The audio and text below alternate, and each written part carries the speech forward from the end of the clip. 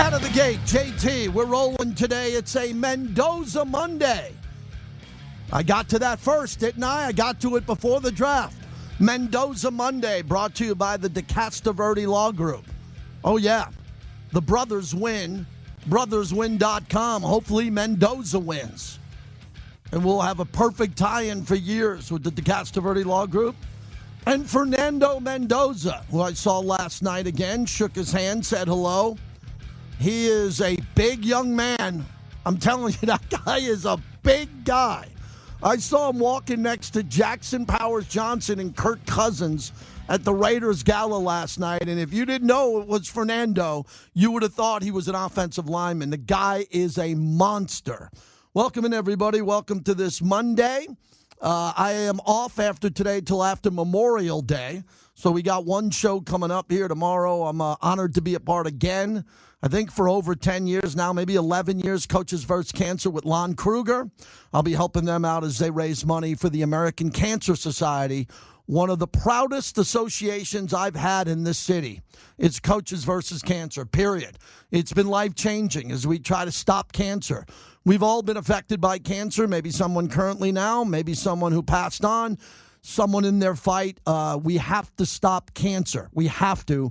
And this is a big group, the American Cancer Society. Lon Kruger does an amazing job, former head coach of UNLV, along with the other 5 teams he took to the NCAA tournament. A great gentleman. One of the best people I know is Lon Kruger. So I'll be spending tomorrow with him, and we'll get going here. Doug will be in for me for an hour tomorrow with Clay, Vinny Bonsignor this week also, and you'll be covered here as we're going to get out of here for a while. It's been a long time since I got out of here, and I'm going to get out of here for a while, and I'll be back ready to go. I don't need to be refreshed. I'm always refreshed, always have energy, but there are some times where it's good to get on the road, so we'll do that. Last night, quickly, I posted some cool pictures. I was at the Raiders Gala. Mark Davis opened up the Raiders Gala by lighting the torch with Barrett Robbins' wife who was in attendance and daughter, because Barrett passed away. It blew me away. I did not expect that. I did not expect that at all. And I saw Barrett's wife there and said hello to her before the event, but I had no idea. No one gave me insight to that, nor should they. And when Mark Davis came out and opened up the Raiders Gala at Allegiant Stadium with a big picture of Barrett Robbins, it shows you how much Mark cares about the players, the alumni, the players who pass on. That was special. It was really emotional, and a lot of people in the room were just saying, wow, that's interesting. They raised a lot of money for mental health. Jay Glazer, who's been a friend of mine for 25 years, he got an award for what he does to try to help others who have difficulties with their mental health. And then the Raiders Foundation made a lot of money last night. A lot of people wrote checks. There were a lot of raffle prizes. A lot of big people in the room, a lot of partners, corporate partners, friends. So my wife and I had a really good time last night. And if you were there and I got a chance to see you, great. And thanks for being generous to the Raiders Foundation for everybody who was there. So that was pretty cool. When I get in there to Allegiant Stadium, and we got in and walked around, and James Lofton is there, and Lincoln Kennedy's there, and Marcus Allen's there. And, we're talking to everybody who's there and just having a really good time. And then all by himself, standing there with one other person, Coach Kubiak. Walked up to Coach Kubiak. We had a nice conversation. Really cool, man. Coach Kubiak couldn't have been nicer, just in a great mood, buttoned up, looking great. He came on stage a little bit later on in the night. Good to connect with him. John Spytek, who was there, said, quick pleasantries to him. And everybody who was there, it was just fun. It was a good night. And, the Raiders got a lot of winning to do. But what they do with this community, the amount of money that was exchanging hands yesterday, Lou Ruvo, who donated the bar, the open bar, and then Elton John played. And, man, I can go for 2 hours talking about Elton John. The first time I saw Elton John was in the 90s at the Nassau Coliseum in Long Island, what I thought was in his heyday, right? Elton John in his heyday in the 90s, right? And he was playing in the 70s and 80s. And getting a chance to see him just a few times in my lifetime, to see him last night was pretty special. I don't know how many songs he did, 12 or 13. He played all the favorites. There's not a lot of people there. It's a really small crowd. I mean, imagine Allegiant Stadium completely empty, other than on the floor, and people standing up, leaving their tables to walk up to the stage, about 10 deep, and that's it. And again, it's a small, intimate crowd. Elton knew that, and Elton played his ass off, and we loved it. So I put the Elton John glasses on. I was singing Philadelphia Freedom, having a great time bouncing around up front. I love live music, and to see Elton John perform there was pretty cool. And I don't know if I'll ever see him again. When he walked off and everybody clapped, I told my wife, I go, if this is the last time we get a chance to see him play, I feel really good about it. So that was a lot of fun. So I hope if you went, I saw Gorilla Rilla, Mark Jones of the Black Hole. Everybody who I saw there was in a great mood, having a good time. And the Raider players who were there in attendance, from Colton Miller, Jackson Powers Johnson, some of the other receivers and players out there, really cool. But it's all about raising money. One thing that Vegas does really good in the sports and entertainment capital of the world is raise a lot of money and a lot of big people in the room. And you got to get some big checks when you're going to put on an event like that. Mark Davis wrote a big check to put on that party. Oh, I want to give a shout out to Mark Chinook, our friend Mark Chinook, who was emceeing the raffle with the coaches and the players. He does such a good job. So nice night last night. Not too late of a night. Not too late of a night. I have to double dip today. Got 2 hours today, 3 hours tonight. And so I'm pretty busy here today. So what do we want to get into with the Raiders? Nothing. I got nothing. I just told you about the Raiders Gala. They have OTAs that's closed to the media. When I don't have Raiders, I don't reach for Raiders. I don't talk about backup safeties and third-string cornerbacks. Don't do it. Don't have to do it. I like when there's meat on the bone. There's not a lot of meat on the bone other than the fact, and I'll talk more about it coming up, tomorrow as I'm going to be off, but we're going to put together an hour with the schedule release with Q on this offensive line. Seeing Colt Miller and Jackson Powers Johnson in the same room last night, those guys are completely healthy. I'm not a doctor or a trainer, but they're walking around the Raiders Gala in a tuxedo on. They're good to go. This offensive line's got to get moving. Tyler Linderbaum, who I didn't see last night, don't know if he was there or not, along with this offensive line, better be good. They don't have to be great. They were a disaster last year. The offensive line was an epic, cataclysmic disaster last year. All they got to do is be good this year, and we're good. That's it. Just be good. And then the Raiders can completely be a different team. I think a run-oriented team led by Clint Kubiak that could run the ball to set up the pass. I like to throw the ball. I like when you throw bombs. Jim Plunkett was there last night. He threw a beautiful bomb when he had to, and they were able to run the ball. But we got to get this offense going, and hopefully the offense will get going. I'm all locked in on two of the favorite things in my life, the New York Knicks and the Vegas Golden Knights. I'm a diehard Knicks fan. They will play the Cleveland Cavaliers as Cleveland destroyed Detroit in a Game 7 in Detroit. I didn't watch a second of the game. Being out last night, buttoned up, but I saw it on my phone, and I looked at it on my phone, and I couldn't believe what I saw. So let's begin with the final call of the Cavaliers win. And look, the Cavaliers earned it. They had to go into Detroit and beat the number 1 seed, and they were able to do it in a closeout game. Cavaliers can dribble out the clock. Cavaliers start spreading the news. They're heading to New York. Cavaliers upend the Pistons 125-94. Cavs radio on the call. The way I see this series as a Knicks fan coming up is I expect the Knicks to lose a game in the first two. I do. They've been off too long. They've been off 9-10 days. That's just too much. And I've been covering sports my whole life as a fan, especially the Knicks. The Knicks have played well beyond their ability. They've played epic basketball. I expect a letdown in either game 1 or game 2, and for Cleveland to steal a game on the road, then we're going to have a series. And I got the Knicks in 6. If it goes 7, I would not be shocked. On the other side, it'll be Oklahoma City with the now official back-to-back MVP and Shai Gilgeous-Alexander, SGA, back-to-back MVPs. Could you imagine if he wins back-to-back finals? MVPs, we're talking rare air if he's able to pull that off on the other side. But for the Vegas Golden Knights, they play Colorado coming up on Wednesday. They're going to be the road team against Colorado. They won the President's Trophy. Gary Lawless will join us at the bottom of the hour. I think he's one of the best sports analysts in all of sports. So we'll get him to come up here and preview this series, which will be really good. He's really good to preview this, and even if you're not a diehard hockey fan, I think you'll enjoy what he has to say in regards to all of this. So that's where we're at. Love to hear from you, 702-365-9200. Oh, one more funny story. So I was talking to my buddy in the parking lot before I came in here. Was out front for a little bit, and talking to one of my buddies, and he saw I posted a picture with Reggie Jackson, and he goes, how surreal is it? Did you ever think, he was telling me when I was 15 years old, that I'd be hanging out with Reggie Jackson last night? And Reggie last night, my wife and I come up to him, and we're talking to him, and I see, did you see what happened to the Yankees today? That was yesterday. He goes, no, I heard. They lost? I go, yeah, they lost. That they gave up a 3-run homer in the bottom of the ninth to the Mets, and he goes, show me. I'm like, okay. I open up my phone, and I'm showing Reggie Jackson the Yankees losing. He's just looking on in silence. And my buddy's like, that must have been pretty wild. I go, yeah, a guy that when I was 14, 15 years old was my hero, one of my heroes, and now I'm giving him the score on his whole team.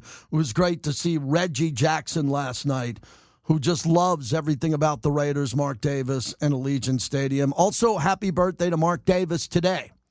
Mark Davis, the owner of the Raiders, his birthday is today. Happy birthday to Mark. You could be frustrated with the team and not winning. Anybody who's ever met Mark Davis and knows him face-to-face only says great things about him. If you don't, I could care less. He's my friend. He's my boss. Go back a long way, long before he was my boss and he owned the Raiders. And he's done a lot in this community. He was just inducted into the Southern Nevada Sports Hall of Fame. His birthday's today, and he's done a lot in the community.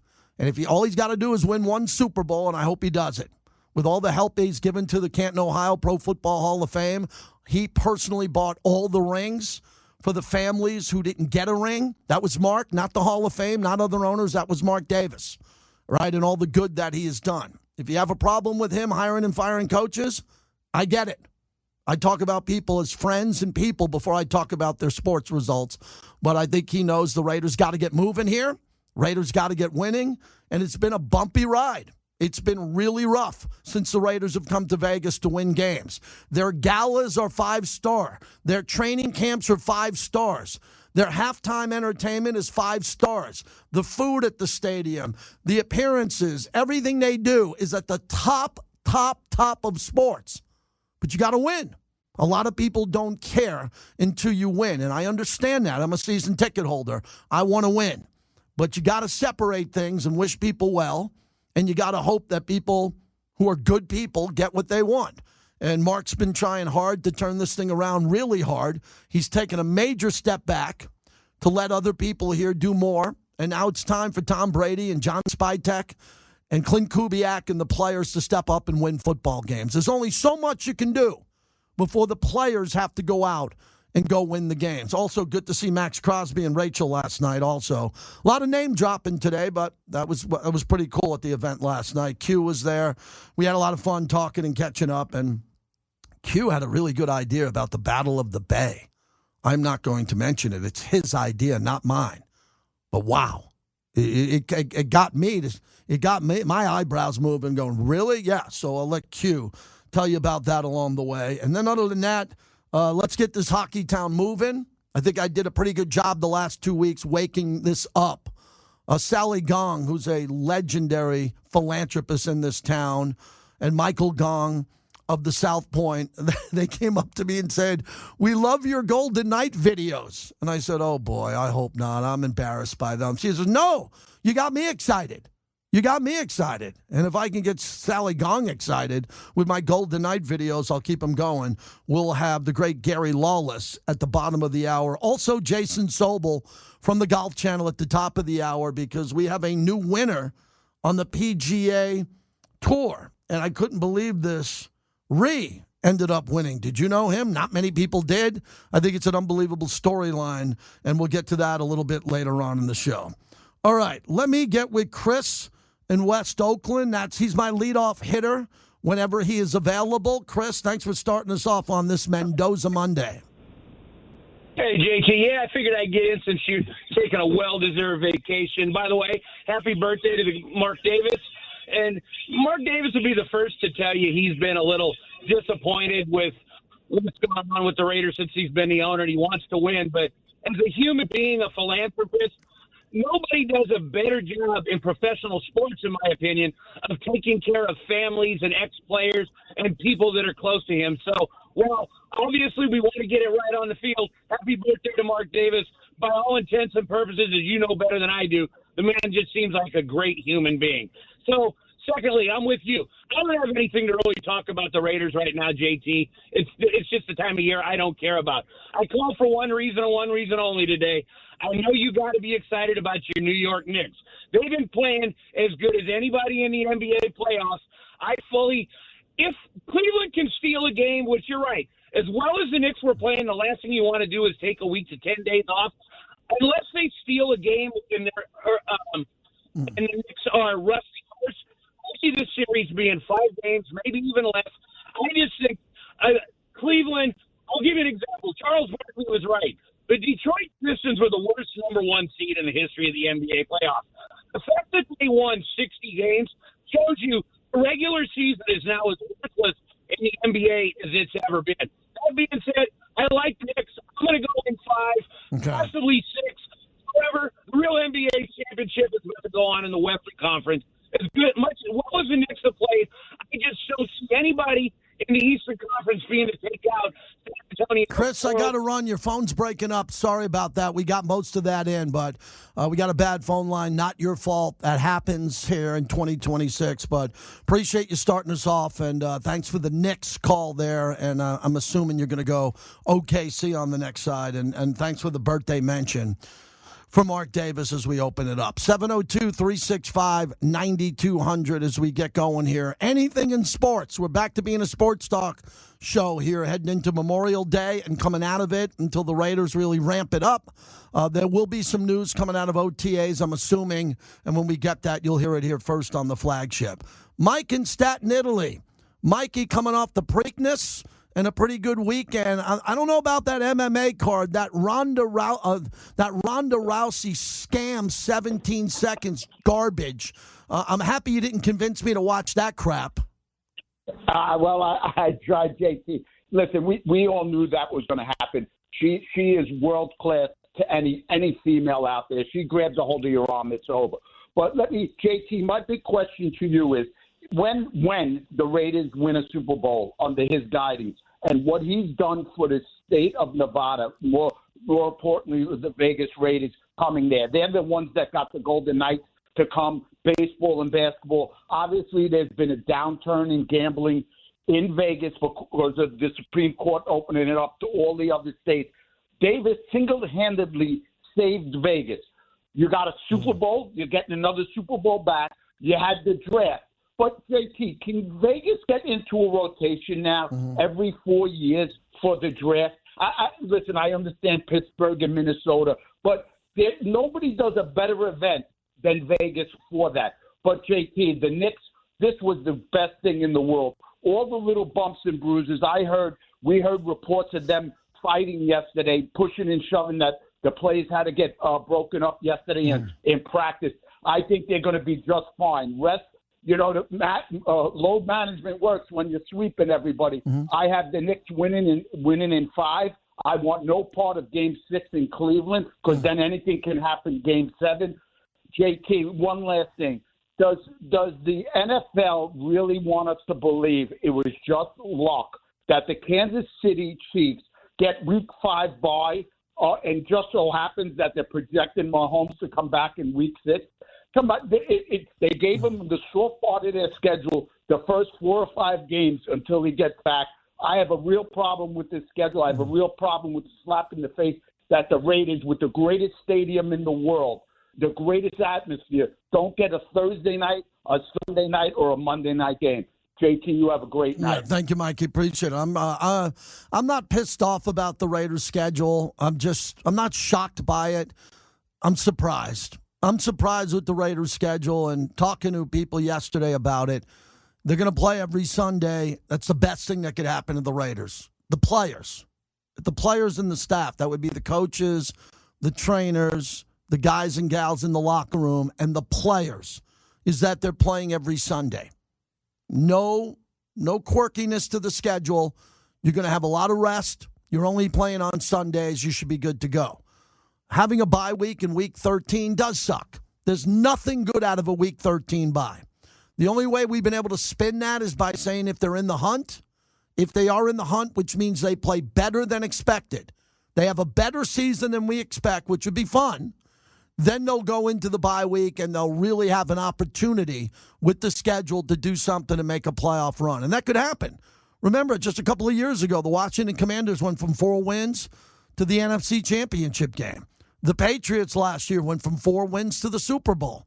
I'm not saying the Raiders are going to make the playoffs, but I do say if the Raiders play well and they're vastly improved and much better coached with better players and they can hang on until the bye week, coming out of the bye week, they'll be pretty good.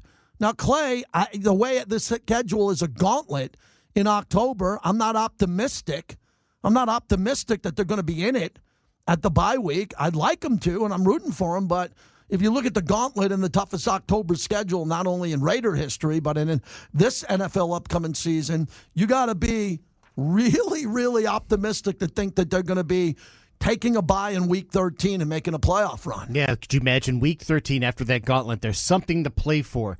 That there's something in November and December to work with. But, it's such a long season, but maybe having a good advantage of that point is already knowing what your team's going to be about, and you'll have a really good idea of what needs to happen in 2027.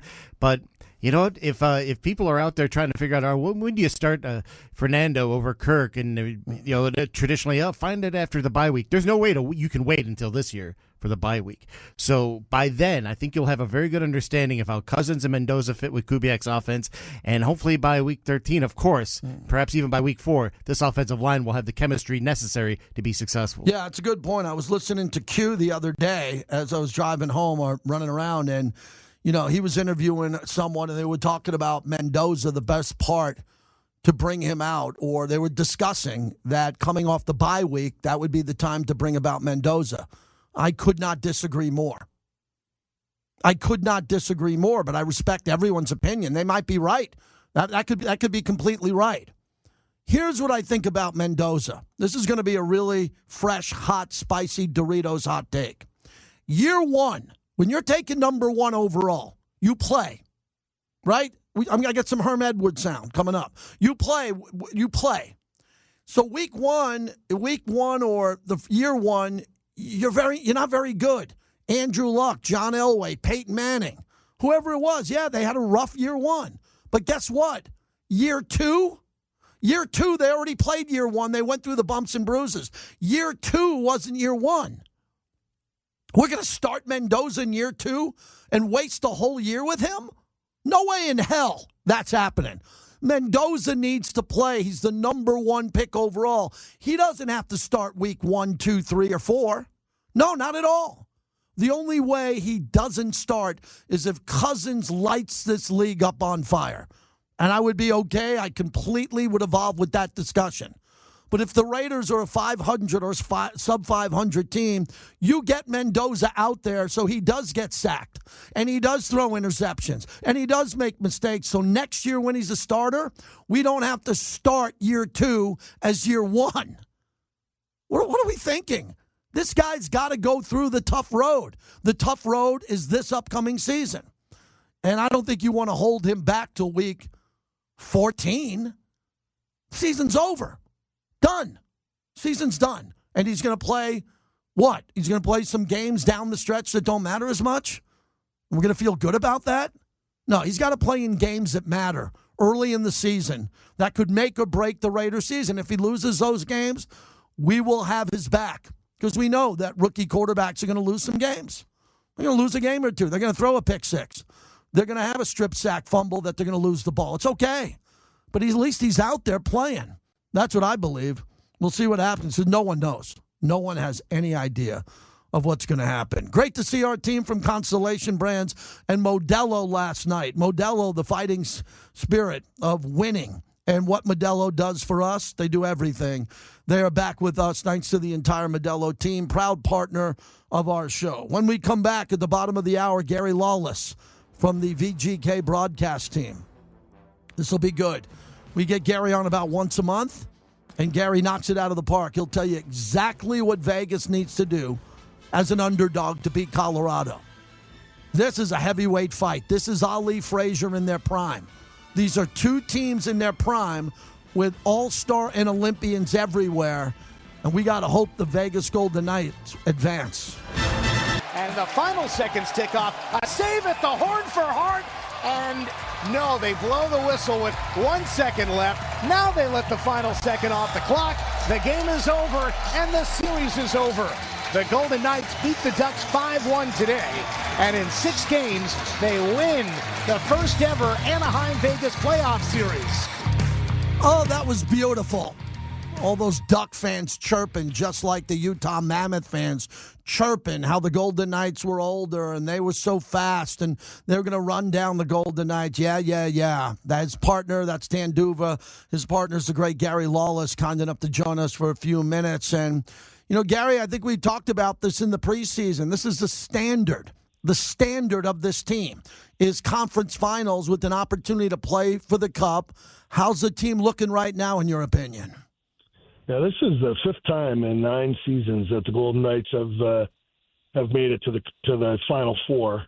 Now, you can't just say conference final because they did some weird stuff during COVID, but the one year they played Montreal in the Final Four, so that wasn't a conference final. But 5 times to the Final Four, and it's really only in 8 seasons because the one year when they had the crazy injury, 500-man games lost, they didn't even make the playoffs. So of the 8 times they've been in the postseason, they've got to this stage 5 times. And I was just talking to a couple players in the dressing room who've never played, guys that are new to the organization that have never played this deep, and they're very excited to get going. I just bumped into John Stevens, one of the assistant coaches downstairs.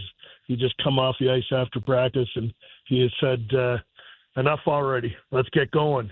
And John Tortorella, I asked him a little bit about Denver, and he, talked a little bit about the Avalanche, and then just simply said, let's get after it. So everybody wants to find out. It's going to be a real great series, and the emergence of William Karlsson, Mitch Marner, Jack Eichel playing the great two-way playoff leadership game that he can play. Shea Theodore had a dynamite series versus the Ducks. Carter Hart was tremendous. It's team's looking good, and obviously Colorado, President's Trophy winner, they're the favorite. But I think you'd scoff at the Golden Knights at your peril, is what I would say. Gary Lawless is our guest. I often say they're an all-star team, Olympians everywhere. Colorado's got all-stars and Olympians too. But with Dorofia and Marner, with more goals in the playoffs than McKinnon, who's a superstar in Colorado, for our fans who don't know hockey as well as you do, a lot of times I say, well, he should be able to neutralize this player. If Marner plays as good as McKinnon, all right, neutralize them. Then it's Stone plays good. It doesn't work that way. A fourth line can get 2 goals in a game and tip a game 3-2 here. But Vegas has the depth, the All-Stars and the Olympians to match up with anybody from here on out. Is that correct? Yeah, absolutely. You look at, listen, Vegas had a underwhelming regular season. They fired their coach with 8 games to go. It was like they didn't do that for fun. They did it because this team was in danger of wasting a season, and it's a missed opportunity. Which you can't afford to do that when you have you sign players to contracts and allot your cap space to a group. The window isn't infinite for individual players, so you can't let a year go by. So Kelly McCrimmon made a really difficult decision. Fired Bruce Cassidy, brought in John Tortorella. And, this is a tale of 2 seasons for the Golden Knights. They are right now, I believe they're as good as any team left. And now it becomes, goaltending, health, and which team gets on a bit of a roll. That's who will decide. We got to figure out if it's going to be Buffalo or Montreal. But once it's down to 4 teams tomorrow morning, Vegas is as good as anybody left, and that doesn't guarantee they're going to win. But they certainly have. I got a kick out of some of the media reports during the series against Utah and Anaheim. Oh, they're skilled. What the hell are the Golden Knights? Yeah. Eichel, Marner, Dorofeev, Hurdle, Stone, Carlson, Theodore, Hart. Like there's a load of talent on this roster, and there's championship pedigree. There's I guess you might want to say, hey, this player is 21 and really young and skilled and exciting, and Jack Eichel is 29 or 28, whatever he is now. Okay, I'm taking Jack Eichel over anybody just about right now on the planet. And with the due respect to Connor McDavid, who is the greatest offensive player in the world, Jack was the best player for Team USA at the Olympics. They won the gold medal. Jack is still standing here in these playoffs. He is a force, and he does it with his ability to skate, his size, his skill set, his work ethic. Last guy out on the ice again today, working on fine-tuning the skill part of his game. But the best part about Jack Eichel is the mind. He decides what do the Golden Knights need from me to win this shift, this period, this game. And then he goes out and does that. And if it means he has to put offense to the side and decide he's going to remove their number one center, shut him down, he goes and does it. And there's not a lot of players in the world that are able to do that and B, willing to do it. And Jack Eichel is. Gary Lawless, as we wrap it up. So for those who are fair in their criticism that Utah and Anaheim were faster and just younger and a little bit more explosive coming out of the neutral zone, is that a problem with Colorado? I mean, Colorado's not going to look super fast against VGK, and VGK look like the slower team. Could that be it? I don't believe so. Okay. And it's actually, it looks to me like this is the third version of the same team. Okay. Just a little bit better, right? Utah they played a certain way. Anaheim plays the same way. They're just a little bit better than Utah right now, and Colorado better than both of them. So the Golden Knights are playing the third, like the best version of these three teams. And listen, Colorado, it's very, very dangerous. To me, this is a pick'em series. Colorado's the favorite. They're the favorite for a reason, but history, not prophecy. And the team that the Golden Knights are right now is different than the team that we watched in the regular season. Okay. John Tortorella has unlocked something in them. They got healthy. Guys that went to the Olympics found a way to get refreshed, and I really like where the Golden Knights are right now. So do I. I love where they're at. Last one I have to ask, with the Tortorella fine and the appeal process coming up, the draft picks in the second round. I know you can only go so far with that. So just want to talk about how that affects the team, not the media or the local media and what they think of media sessions and how they go, but the NHL had a ruling. So how does a team of players deal with that? Because John Tortorella is really comfortable in his own skin, and I know he's fine moving forward. Yeah, the players probably had a laugh about it. Maybe some of them teased Tortorella a little bit about being $100,000 lighter, but this is not a distraction. Yeah. This is not something that they'll be worried about. The page has been flipped on this, and management has to do their thing. It's well known that there's going to be an appeal process, and they'll have to do their thing and try and get that pick back. But, stuff happens, right? This is not Deflategate. Let's keep it in perspective. Hey, be careful, man. We got an owner now. Brady's not a consultant; he's an owner. So we're on the flagship, right? Sorry, I apologize. Yeah, not at all. That's a part. I've seen Tom Brady on some of these roasts on Netflix. Amazing! I'm not messing with him, man. Absolutely. Hey, safe travels, and love having you on, and I'll see you out there over the next, what I hope is a month of hockey. As we always talk about, every round is 2 more weeks of us talking about VGK. Hopefully we get another month out of it. Yeah, thanks for your amazing support, JT. You've been with us from the very start. You've been really kind to the Golden Knights, and and always give us a fair shake, and we really appreciate that. Have a great day. You got it. You got it. Gary Lawless, appreciate that. And thanks for the compliment at the end. I am not a journalist. I don't go there to write stories. I go there to cover the team and talk about it on the radio. There are people in that press box from beginning to the back of it that don't have radio shows, and they have great columns. And they write columns, or they're bloggers, or they might have a podcast, and great by them. I'm a fan behind the microphone. That's all I'll ever be. Don't want to be a journalist. I could. I don't want to be. I like what I'm doing. I think I could write columns better than 98% of the people who write columns. I don't do that. And I know most of those guys can't do radio. And they should try, because they take a lot of shots at people in their column lightly, but they don't have to back it up on the radio. I am a Golden Knights fan. I'm a fan of the team. I'm a fan of the Raiders. I want the Raiders to win.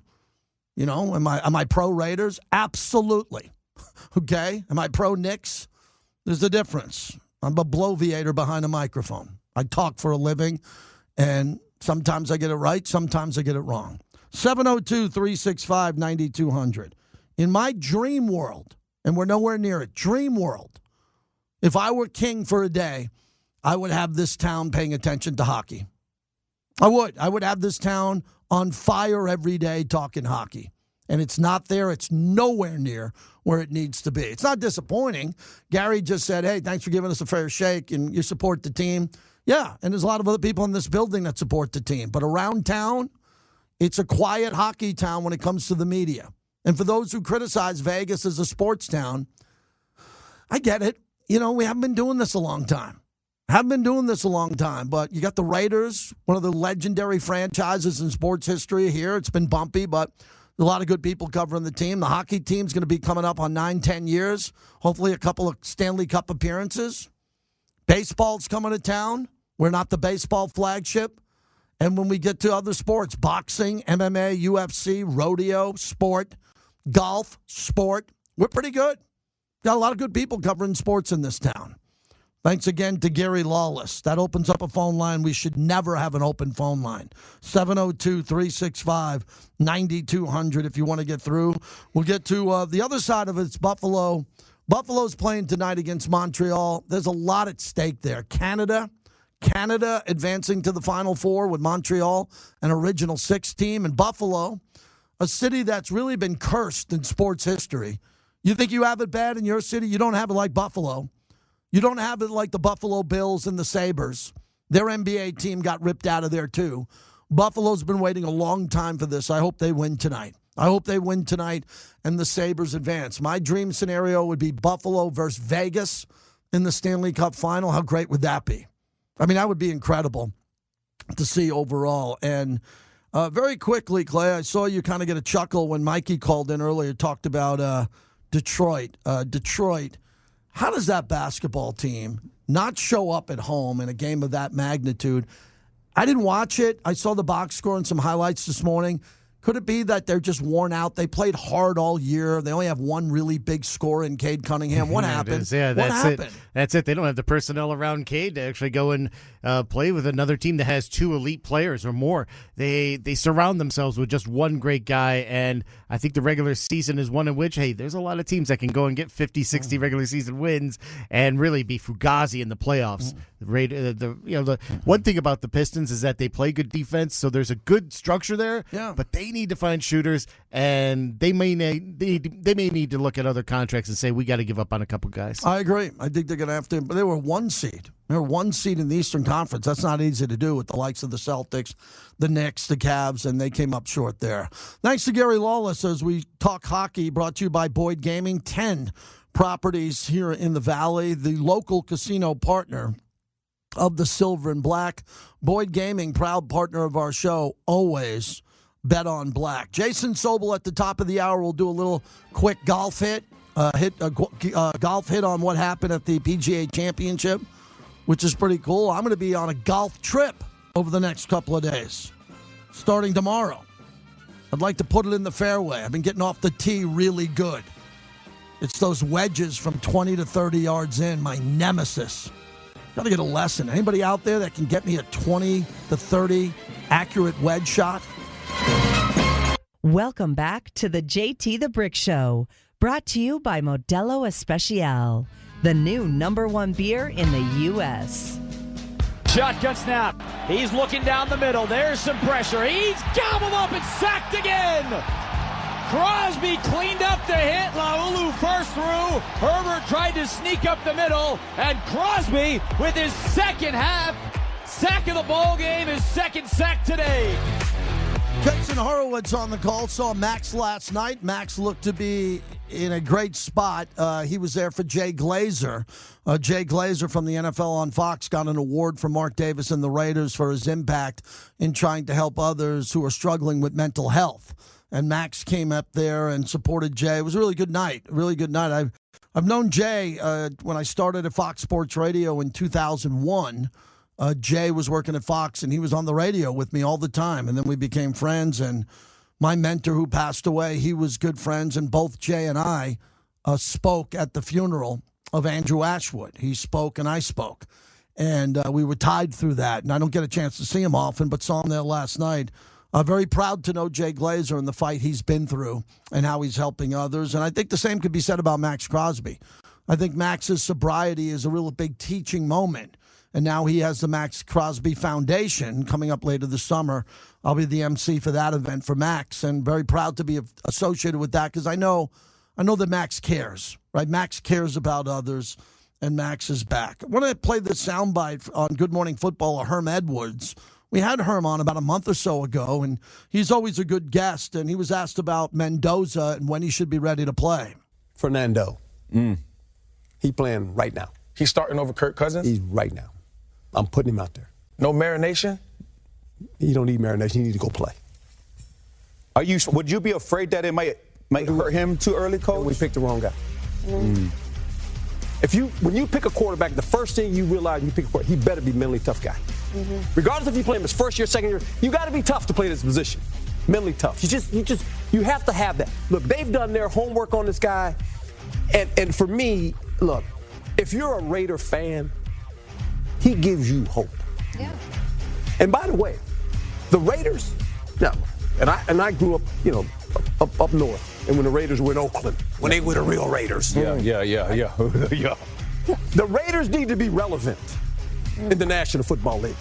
It's like in anything, in sports, in life. There's always a bully. Yeah. The Raiders are the bully. They're with the patch on their eye. Yeah. When they come, and when they used to come to your town, you go, hide, you lock the doors, the Raiders are coming. The black hole. And so they need to be relevant. They got a quarterback that's young, and I get it. People say, well, you're going to mess him up. How you going to mess him up? He's a football player. That's up to you to get him ready to play. Wow, that is really interesting. Whoa. I didn't hear that. Clay grabbed that. That's good sound there, Clay. A lot of people agree with him. You drafted him to play him. He's got to play, but I'm okay to let him wait a little bit. That will be our overriding discussion this entire summer. When is Fernando? He's going to have a good practice, Clay, when Kirk's going to have a bad practice. But I don't see Kirk Cousins having too many bad days because he's an expert on the Clint Kubiak playbook. He's an expert on it. Yeah, and when does the timing work out for him? I don't know if it really, you have to look at the schedule for that to find the answer. You'll know when it is because, as Herm was saying, he's got to be mentally tough. When he's mentally tough enough that you think he's had enough adversity, that's when he's going to get his baptism by fire, regardless of where that is in the schedule. I don't want year 2, Clay, to be his baptism by fire. Am I nuts to say that? If you play him coming out of the bye week, that means year 2, he's going to have to start off baptism by fire. I don't want that to happen in year 2. No, this year is the litmus test. This is the measuring stick. Next year, now you'll know what you have as a quality asset to lead your team forward. It can't be any worse than David Carr and Peyton Manning. Baker Mayfield didn't play well. I mean, come on. Everybody who's the number 1 pick overall who plays struggles. Jaden Daniels might be one of the few who didn't. Jaden Daniels came into the league and was really good. Caleb Williams struggled. How would you like to sack Caleb Williams for a year, and now the second year would have been year 1? No, the reason why Caleb Williams, they brought in Ben Johnson, right, not Matt Eberflus anymore, was Ben Johnson was to fix Caleb. Well, we got Clint Kubiak.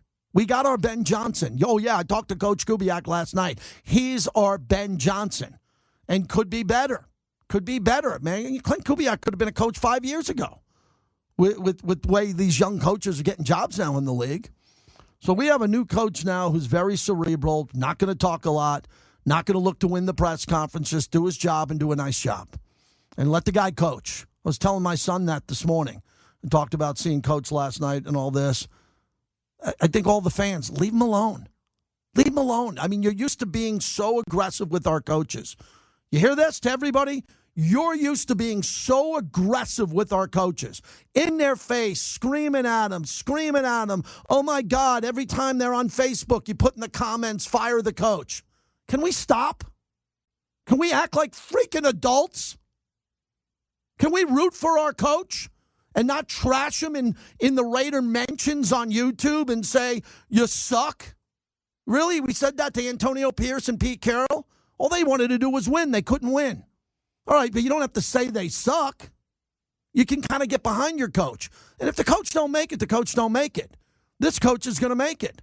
He's got a much longer runway and better players, and I think better coaches around him.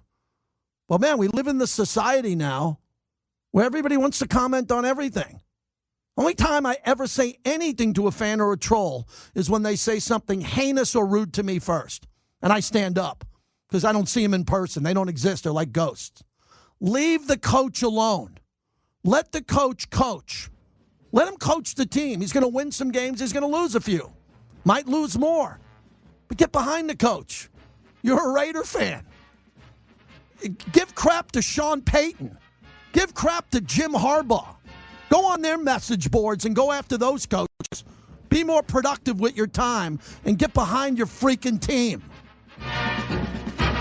All right, JT, back with you as we continue on here on a glorious Monday on the flagship of the Silver and Black Raider Nation Radio.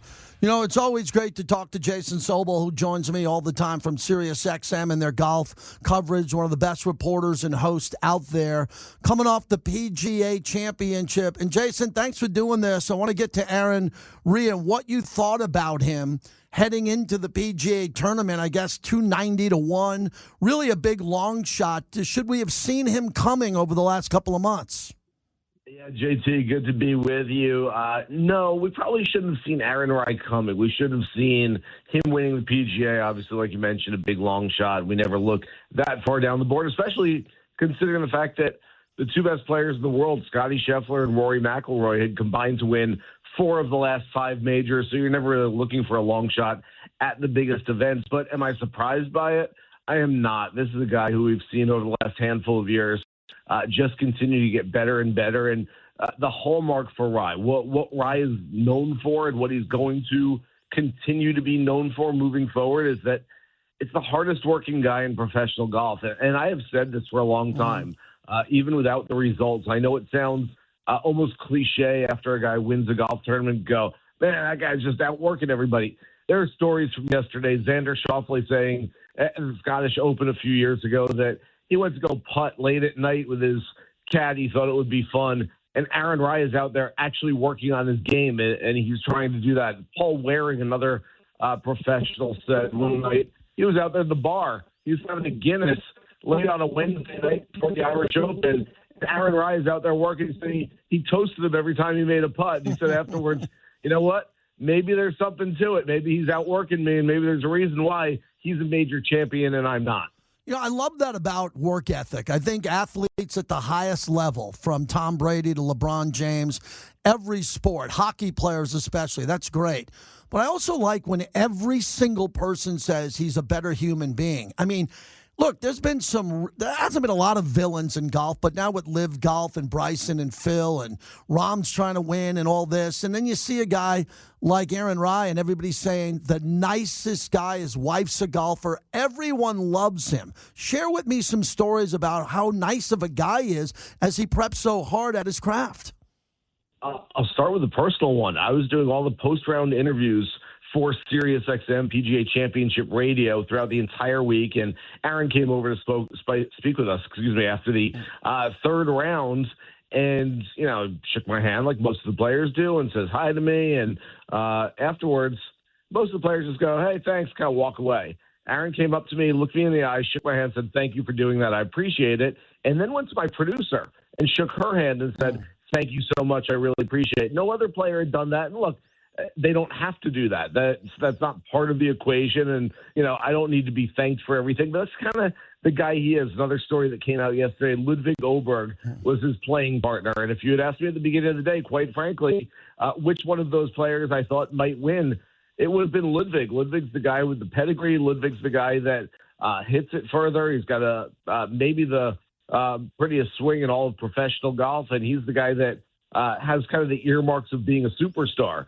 On the final green yesterday, Aaron Rai has his putt marked, and Ludwig putts, and I can't remember if it was for birdie or par, but Ludwig holds a putt, and Aaron Rai, on the verge of winning a major championship, which is going to be the biggest moment in his career, turns to Ludwig, looks him in the eye, and says, "Nice putt, man. That was great."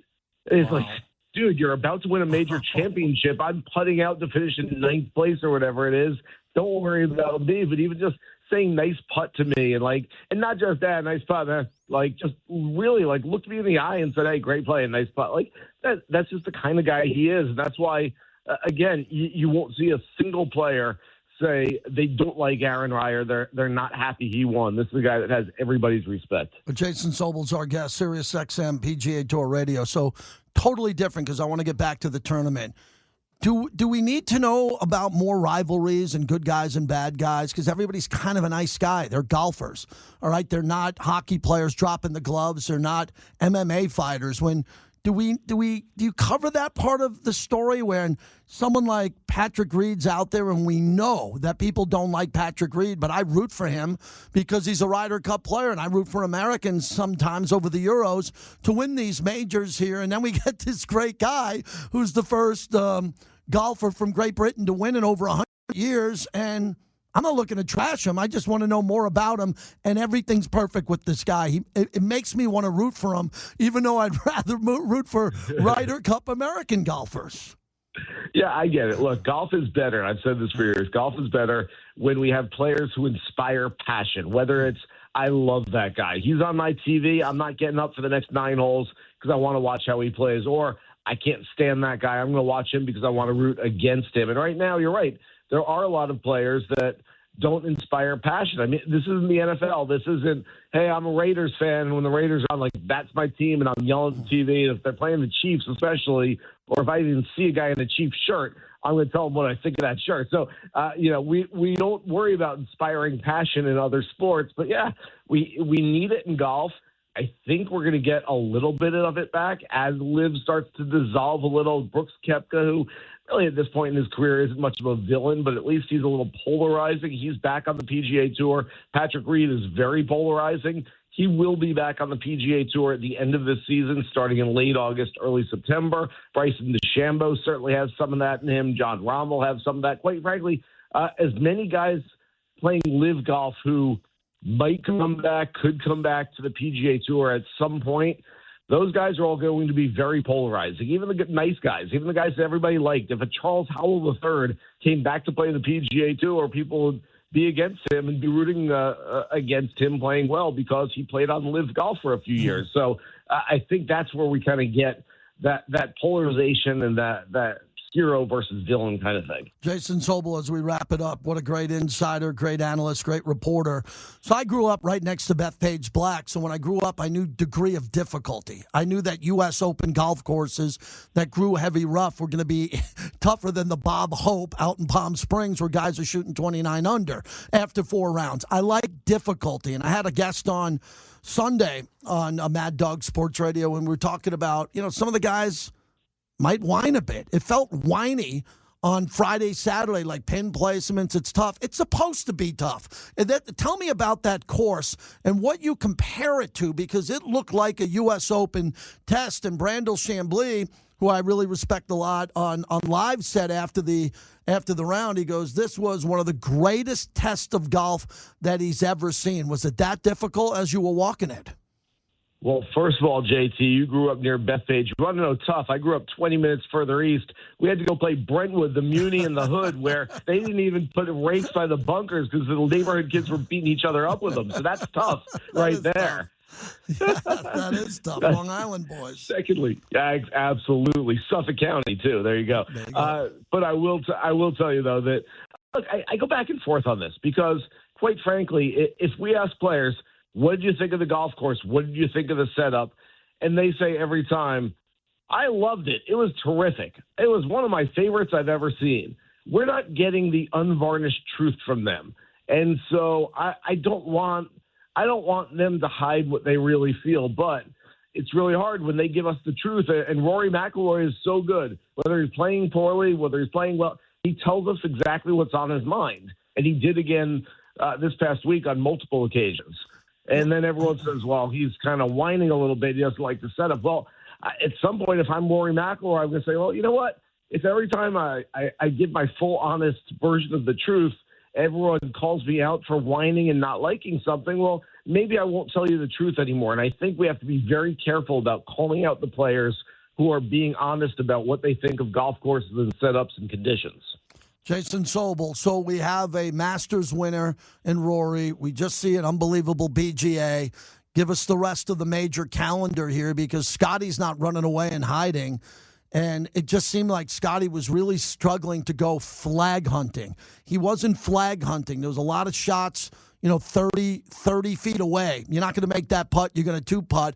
Hard for him to go low. What do you see with the rest of the calendar coming up here and maybe how Scotty or a couple of the other top ones, Justin Rose, who seems to be on every leaderboard, who do you like going into the next major?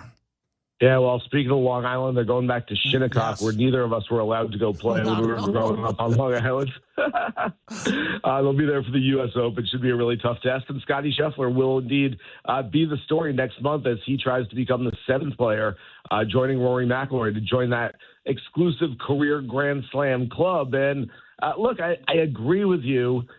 This is always this is sort of a weird deal, and it's a weird deal from the statistical perspective because Scotty putted really well in the opening round. He grabbed a share of the lead, shot 3 under 67, and for the final 54 holes, made almost nothing. It really was the putter that let him down. Well, how do you putt better? How do you increase those putting stats?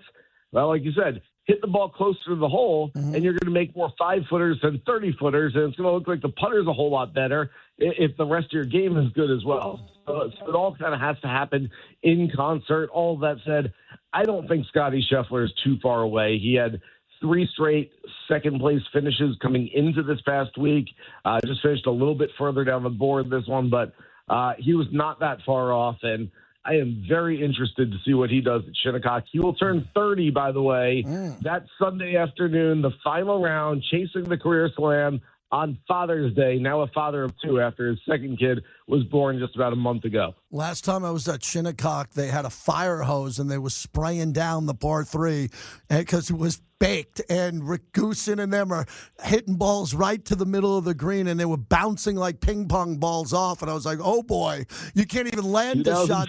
Yeah, I was there for that. It was incredible, but that's one of the most beautiful spots on planet Earth if people get a chance to go there. And, golf, some trips are hard to go on.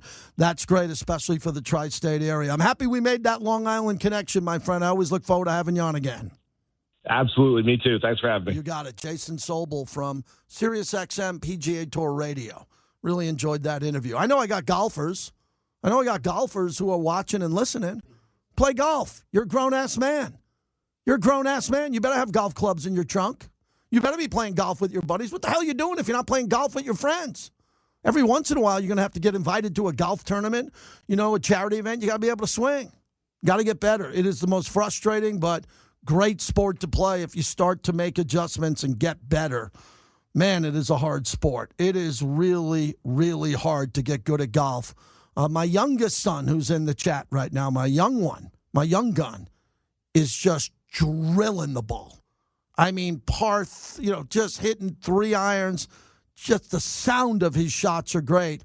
And he's only 22. I mean, when he's 30, 35, I can't believe how great he's going to hit them. Start them young. It used to be you put your kids in Little League or soccer or, flag football, whatever you want to do. Put a golf club in your boy or girl's hand. Get them to play some golf. Thanks again to Jason Sobol for joining us as we continue on. That opens up a line for you if you want to get through. I was just saying, I got a couple people in the chat asked me about last night, the Raiders Gala. Elton John played, and he played an unbelievable set. It was really good to see Elton John play music last night. And I don't want to get to the point where I'm going to see the Stones for the last time. I don't think I would have went and saw Elton unless he was playing the Raiders Gala, and I'm so happy he played it. I mean, I'm so happy he played it and played the favorites, played his songs, and his band is so bleeping good. To be in Elton John's band on drums and guitar, good to see those guys jamming out. It was just a special night. I had the Elton John glasses. They all gave us the wild Elton John glasses to wear, and he played an incredible set. But now it's OTAs for the Raiders, and today's not a media day, so you're not going to get much information about that, but the Raiders are definitely putting out information along the way on what they expect to see here. And, you know, Fernando, I'm not suggesting that everybody needs to choose between Fernando and Kirk Cousins, but you're going to have to, okay? It's a dirty little secret. I'm just going to tell you. You're going to have to make a decision on Kirk Cousins or Mendoza. Not now, and I'm not looking for it now by any means. Don't want to hear your calls on it. Don't care about it. Not now. But I'm telling you, Clay, when we get to August, these phone lines are, I'm not going to be screaming about open phone lines. Fans are going to want to see Mendoza or not. I'm sensing this is Kirk Cousins' job to lose, and by no means do I see any way he can lose this job. He was gifted this opportunity, and gifted because he was a backup quarterback. He was not a starter in Atlanta. He was a backup. He was gifted this opportunity with good money, a lot of it paid by Atlanta to play for the Raiders. He's got to prove that he deserves to start. Sure, a 14-year veteran. He still has to prove it. And he also has to remind everybody of why he was so good in Minnesota with Kubiak's offense to begin with. That's why he's here as well. So he does have many reasons to prove it, but this is a guy that has always been an underdog, has always been overlooked and understated, and has found a way to come out on top. Yeah, someone really high up told me when he was signed, really high up, said he starts because he is so far ahead of Mendoza with this playbook. I mean, Mendoza's going to really enjoy this playbook, and I think there's a lot of principles in it that he could handle easily. He could easily handle a play action. He could handle rolling to the right. He can have a drag route to Brock Bowers. None of that is going to be foreign to Fernando Mendoza. But being under center for a lot, and that's what Kubiak wants, that'll be a little bit different to him, and I figure out he'll be able to get it done. But, you know, I got someone who just said here on my Raiders Unleashed, if I got that right, he said, Cousins can't beat out Aiden O'Connell. Okay. I'm not yelling. I'm not crazy. Aiden O'Connell's a good player. No need to have Aiden O'Connell on this team as a third-string quarterback. I love him. I think he's great. Aiden O'Connell is a second-string quarterback that you have to break the glass and play. Outstanding. God forbid anybody gets hurt and you got to throw Aiden O'Connell out there. Raider Nation would give Aiden O'Connell a standing ovation, not because someone got hurt and they're clapping for the guy who got hurt, but if Aiden had to come out there and play, unbelievable. You're like, oh, my God, I've seen this guy play for years. He can make every throw. But it really isn't about Aiden right now. It's about Kirk Cousins and Mendoza. And Aiden O'Connell, could he be a chip that the Raiders could trade to go get another player if a quarterback gets injured? If a quarterback, Clay, gets injured somewhere in the preseason, which normally happens, who better than Aiden O'Connell? Jacoby Brissett did not show up today to OTAs for Arizona because he doesn't like the contract. I would take Aiden O'Connell every day over Jacoby Brissett. Yeah, as far as we know, I mean, he's got a sample size of 17 games started, almost 4,000 yards passing. That's better than just about any other backup quarterback you can find at his age that's in the league and still has productive years ahead of him. Yeah, I mean, the Raiders quarterback room's really good. Last year, it wasn't very good. Okay, it wasn't. He had Aiden, who was banged up, and Geno, who was banged up, and Geno refused to sit. Geno's like, no, I'm playing. And the coach is like, okay, you're going to play. No, I'm playing. Geno Smith should have been benched multiple times last year for poor play. Let me put that in a promo in 3, 2, and 1. Geno Smith should have been benched multiple times last season because of bad play. He played poorly. But for Geno's benefit, he had a terrible offensive line that couldn't communicate and couldn't block you or me. So that hurt Geno. Geno's going to be playing better than you think is the Jets starter because he's going to be the starter. He's going to have a chip on his shoulder. And the Jets' offensive line today is better than the Raiders' offensive line last season, not this season. So Geno's going to play better. But Geno had multiple opportunities last year to carry the team and play well, and he couldn't do it. He just couldn't. He was gun-shy. He was staring receivers down. He was throwing the ball to the safety because the safety was reading his eyes. He wasn't mobile. He never ran. Even when he could run, he never ran. He was gun-shy. It was a bad situation for Geno. And we didn't do Geno any favors having Chip Kelly and Pete's son as the offensive line coach. Yeah, and I apologize to Raider fans for not screaming at the coach to fire his son. Yeah, like that was my job, to say fire your son. Would you like me to do that in the podcast studio or on the practice field? I mean, give me a break. We all knew his son couldn't coach. Okay, we were hoping that the team would play better. His son couldn't coach. He should have never been the offensive line coach. He should have been a quality control coach. I didn't hire him. So don't look at me. He didn't do a good job. And now they have really qualified veteran coaches who are much better than some of the coaches we had there here last year. 702-365-9200. We're a talk show. We'd like to hear from you. Coming up here in a little bit, another guest, Mick Kern, will join us from NHL Radio as we get ahead of the Golden Knights and Colorado. See what I'm doing here? Talking hockey because we're one of the only cities in America that have radio stations and a hockey team alive in the playoffs.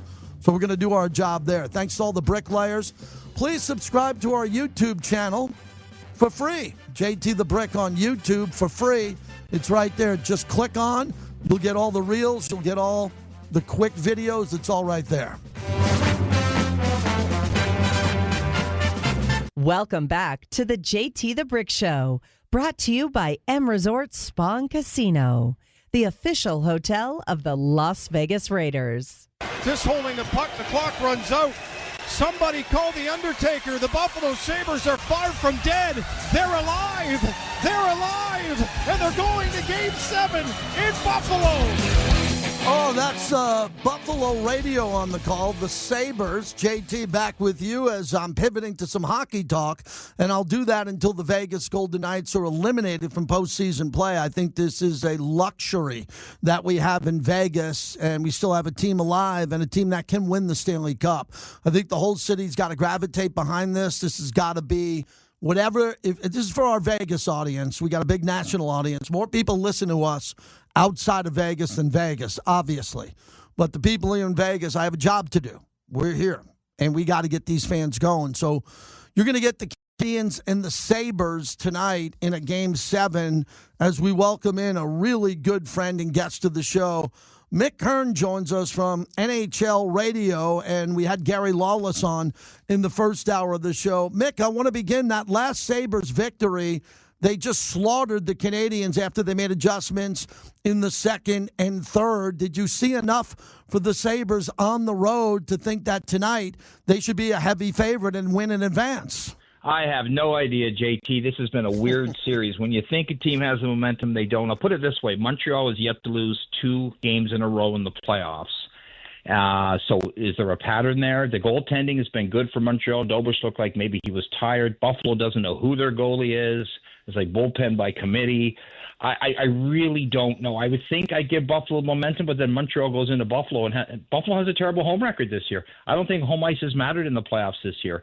So I hope it goes to Game 7 overtime. I think the only time the Sabres have played a Game 7 was back in 1997 against the Ottawa Senators. It went into overtime, and I was actually at that game of all things. The only Game 7 I've ever seen in person. Buffalo won, Derek Plant goal, but that's ancient history. The funny thing is, JT, it's been a fun series. You want goals? It's been a fun series. But Carolina's been sitting at home licking their chops. They're going to have rust galore, but they also have rest. I just don't think either of these teams will beat Carolina. You still want to win. Of course, you want to put yourself in that position. But Carolina plays a complete game, and Buffalo and Montreal they're just the schizophrenic teams. One day they look really good. The next day, it must drive the coaches nuts because they're not getting consistency from either team. What does this mean to the NHL with both of these teams potentially, one of the two obviously advancing, to have the small market in Buffalo, but Buffalo got rid of the streak of 14 years without the postseason, and delivering an iconic Canadian franchise where the Canadian franchises have not been good in the Stanley Cup, let alone getting there? How important is this for Gary Bettman? I think it's a win-win. If the Canadians get in, Canada comes with them. If Buffalo comes in, they look like the storyline that's been building for months. Yeah, it both works. A lot of hockey fans who call us are behind the Buffalo Sabres because they're the little guys that can't. It's a great hockey market. I've gone to a lot of games there. Yeah. Montreal, it's a different thing. It's an iconic Original Six franchise, last Canadian team to win the Cup in 93, which is like a third of a century ago. But, Vancouver went to 7 games. Calgary went to 7. Edmonton twice went to 7. Ottawa got there. So there's been teams in the Cup final. They just came up a bit short. And here's the other thing. I'm a hockey fan. I don't care. I grew up a Montreal fan, actually, even though I live in Toronto. I grew up out west. Fellow hockey fans, most of them don't care if it's a Canadian team because they hate the other Canadian teams. It's the casual hockey fan. It's the news reporter that doesn't pay attention to sports until the home team's in it, that plays up the Canada versus U.S. thing. All the Leaf fans I know, they want Montreal to lose. They don't care. They can't live with Montreal winning. And it would be vice versa. Calgary fans were not cheering for Edmonton the last 2 years, JT. I can guarantee that. So this whole Canada versus U.S. thing is blown up. And plus, it's an international league, as you know. There's so many great American players, Swedish players. I don't play that up, but I think for the casual hockey fan, that is a factor. Oh, that's fascinating to me because I think most of our audience, I like to connect on rivalries. I think the essence of sports radio and being a sports fan is who your rivals are. And when it comes to Canada, so if I look at Winnipeg, Ottawa, Edmonton, Calgary, Vancouver per se, you would think a lot of people here in the States would say they'd rally around. Now, I understand Toronto and Montreal, but you're saying west of Ottawa, are these teams at least pulling for Montreal, or because they're Original Six, even the Canadians, the nicest people in the world, have disdain for La Canadienne and they don't want to see them here? Depends on the market. Down in Southern Ontario, there's more feel for Buffalo because it's like an hour and a half from where I'm sitting right now to go to Buffalo. So, and they're not going to cheer for the Habs because they're Leaf fans. Out west, look, Toronto is the New York City of Canada. It's a great city. I didn't grow up here. I grew up hating it. Then I lived here for business reasons. All the jobs are here. And then you go, what a great city. You either love or hate Toronto. So if the Leafs were in it, the country would be divided. I do think most of the people up the north of the 49th parallel are cheering for Montreal, except Southern Ontario. I'll tell you this, though. Like for Calgary hates Vancouver. Vancouver hates Edmonton. Edmonton hates Calgary. So to the American listeners who don't understand, we got our own interprovincial, as we call them, rivalries up here. And and you're right. Without rivalries, I'm a Yankees fan. My dad was a Yankees fan in the 50s. I got it from him naturally. I've been a Yankees fan my whole life. And I've got friends, they're Mets fans, and we don't talk about it. This is amazing. Great conversation for our audience to hear from Mick Kern on the rivalries that are north of the border. So I'm in Vegas, and I'm a really big Knights guy, and I'm an original, because it was very easy for me to put my allegiance to the Knights because they were an inaugural expansion team. They didn't move from Arizona. They didn't move from Atlanta. It wouldn't have worked for me. I grew up an Islander fan growing up in Long Island, New York. So to get behind Vegas when Bill Foley brought the team here, they could go to 3 Stanley Cups in 9 years. And what I love about Vegas is they're an all-star team. They had so many players that either won gold for America or silver for Canada. I mean, you look at the depth of their 4 lines, the defensemen they have. Carter Hart's playing great in goal. And literally the Utah and Anaheim fans thought they could beat Vegas because they were younger and faster. I'm like, are you out of your mind? This is an all-star team. And as we sit here and talk, going into this series with Colorado, Dorofia and Marner have more goals than McKinnon. So it's not. Does Vegas match up really well against Colorado because they're not a young speed team? How do you see that series? Colorado in 6. Wow. But why? But why with all the depth that Vegas has? Vegas has got an all-star team. So does Colorado. Okay. That's why. I think it's going to be a heck of a series. I got a lot of respect for Vegas. They're a team. You said it right, JT. They came into that market. They weren't carpetbaggers. They came in their original, the first big league team in Vegas, obviously not the first pro team. And they set the standard. And I've been to Vegas a couple of times since, and you see nights everywhere. It's been a great success story for Bill Foley and crew in the NHL. They've won a cup. They've been there. I'm going to tell you this, as a Vegas fan, you are the most hated team in the league. You understand that, right? Because Yes, there's the perception that Vegas cheated. They didn't cheat. Vegas didn't cheat. I defend them all the time. They just were smart and used the system. And there are jealous fan bases that go, why can't our team be that successful? So I got a lot of respect for the Vegas Golden Knights. Here's the thing about the Avs. They do everything right. Their power play is a little dormant in the regular season, but they seem to have fixed that. Their goaltending is as good as Carter Hart. It's not spectacular. Both guys have wood in their names. So we call them the Lumberyard. Nathan McKinnon, Cale Makar, the great American player Brock Nelson, Nazem Kadri's back. They got Parker Kelly, guys you don't even know who are scoring. They're balanced. I think Vegas will push them, but I actually think Colorado wins the Stanley Cup. The only team that I believe will beat Colorado is Colorado, or injuries. That's what I thought this back in December. Wrapping it up with Mick Kern. Mick, finally on this fine of $100,000 and a second-round pick, I thought that was a bit much. And explain this to me from your great perspective from Sirius XM for our audience. Did the local beat writers in Vegas turn on Tortorella for not hearing him talk as much? Because Tortorella is all business. He came in with just a few games left, and look at what he's done.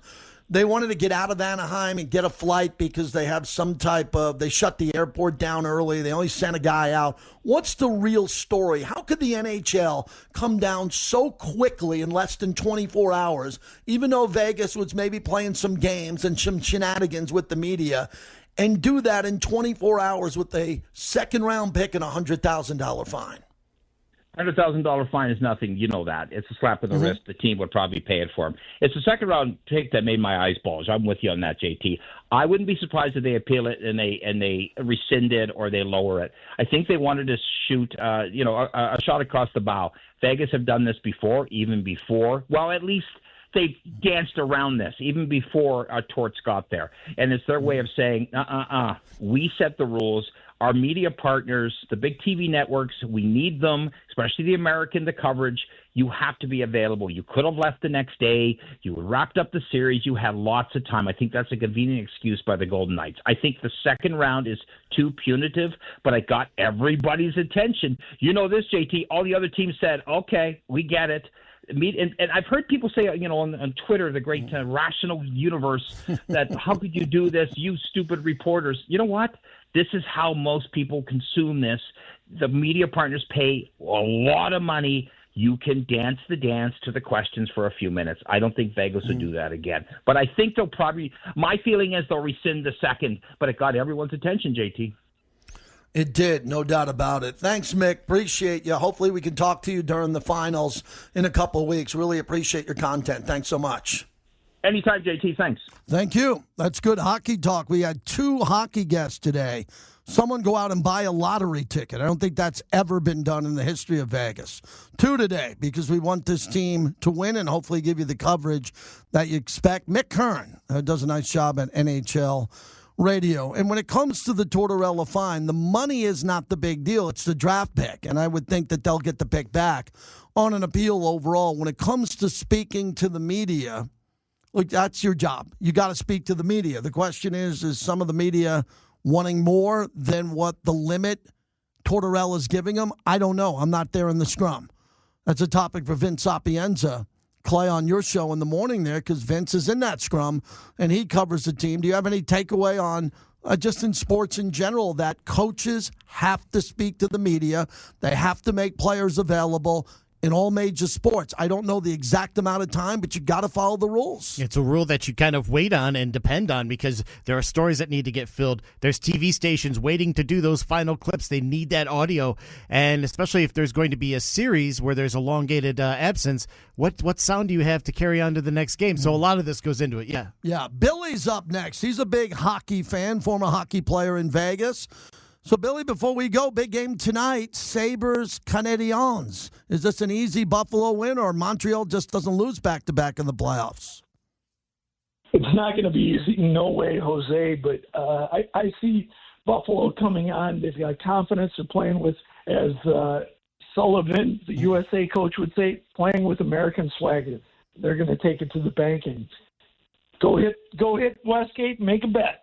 All right, but this now Golden Knight team really put away Anaheim. You were at some of those games in Anaheim, the faster team, the younger team, and the Mammoth, and the Ducks. Vegas found a way with hot goaltending to advance. What's the key to this preview in Colorado? They don't seem to be super fast, but a very deep team that doesn't make a lot of mistakes and plays great team hockey. They do play great team hockey, and they can play a heavy game, which they did against the Wild. And the Wild in Minnesota were, they anticipated to be played way heavier, meaning rougher. You've got the Foligno brothers, et cetera, on the Wild. And you know what? The Avs came in and played a heavier game.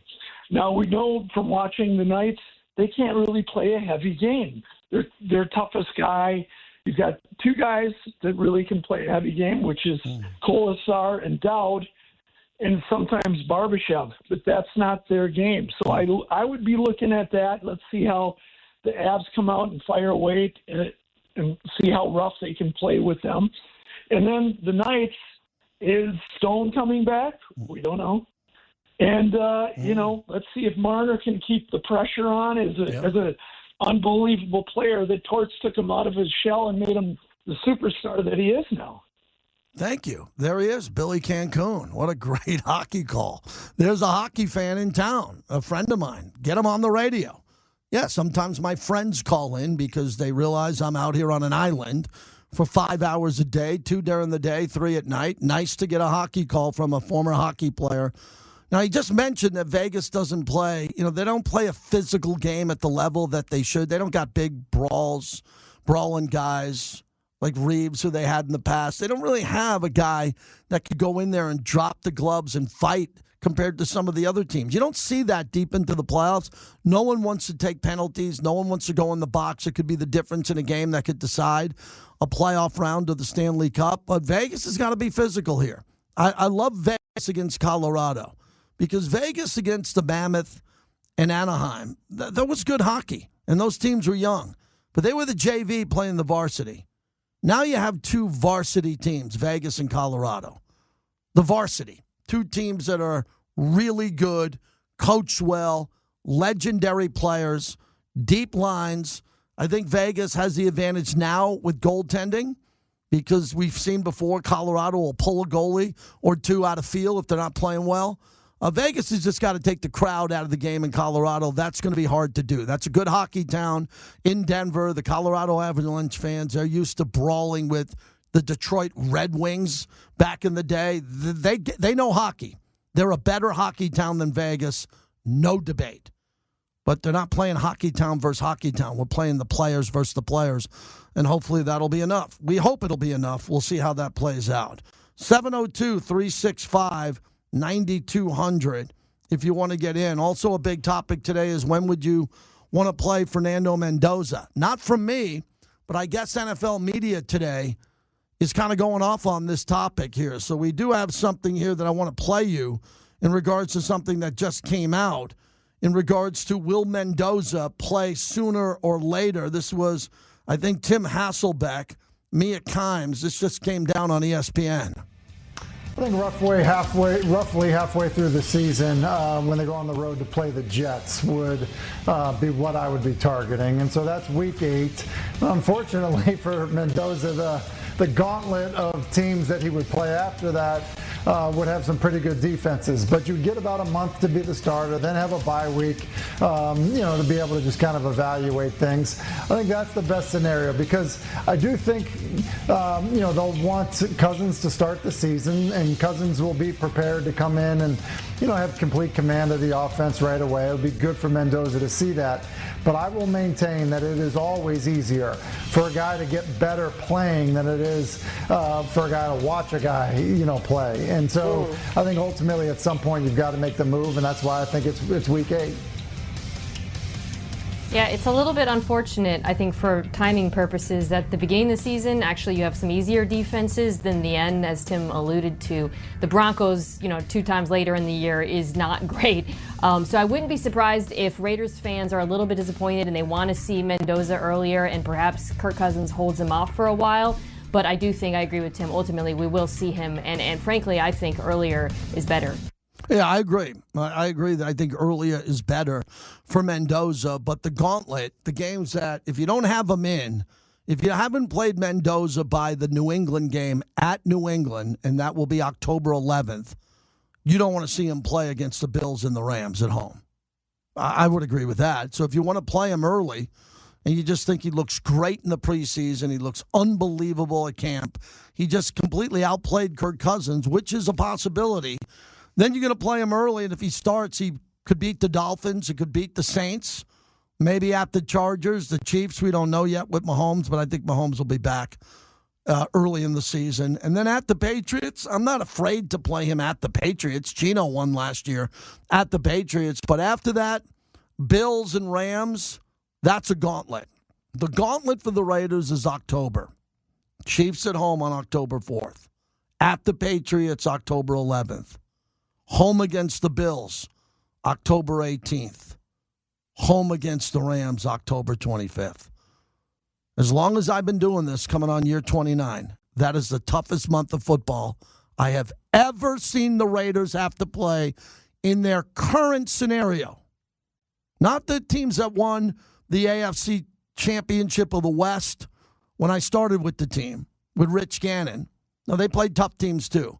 But, Clay, to say a 3-win team is going to have to go Chiefs at Patriots, Bills, Rams in a matter of a month, that is beyond brutal. It's not just that they're playoff teams with windows open to win a Super Bowl title. So that means they're well above average, and that's just it's just really difficult. Remember when we used to see UNLV football take on at Michigan, then at Notre Dame for the paychecks, at West Virginia, and that was just a buzzsaw. Well, it feels like this too, that this little gauntlet is like, wow, how do you ever get worked into a schedule like this? Because it's none of your choosing, but that is really the telling of the season, that stretch right there. Yeah, the only teams that they're not playing that are Super Bowl contenders, in my opinion, is they're not playing the Eagles, and they're not playing Detroit. And I thought Detroit had a nice window to win the Super Bowl by now, very similar to the Buffalo Bills.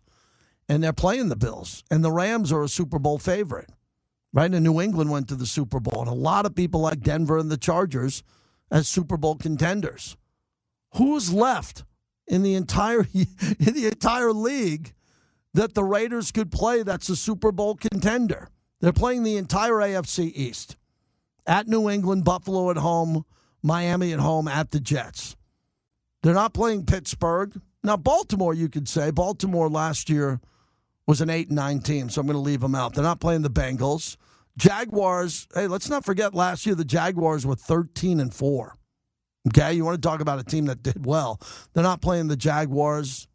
The Texans is there. And then Denver and the Chargers and Kansas City. I mean, the schedule's brutal. No other way around it. The schedule is brutal. Handle it. This is big, grown-ass man radio. Handle it. Handle your business. You're playing teams that are better than the Raiders on paper. Handle your business. Then everything changes. And it's going to change this year because I think the Raiders are going to upset some teams.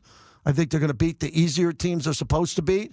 And they'll have a puncher's chance against some of the other teams that are really good. That's how I see it. And I don't pick games for a living. When we come back, more of the show on this Mendoza Monday, brought to you by Raising Cane's Chicken Fingers, proud partner of the show.